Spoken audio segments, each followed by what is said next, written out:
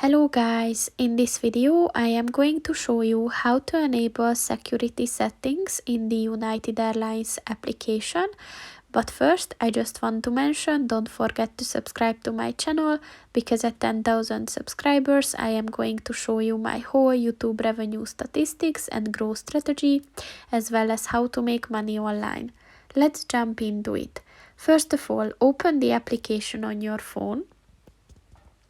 And then click on the More button at the bottom of the page on the right. And then if you scroll down at the Help and Settings section, click on the Settings button. And at the Security Settings section, look for the Prevent Screen Dimming when scanning passes button. And if you want to enable that, just click on the white circle next to it. And once it turns blue, the function is enabled. So that's pretty much it for this video, guys. See you in the next one. Goodbye.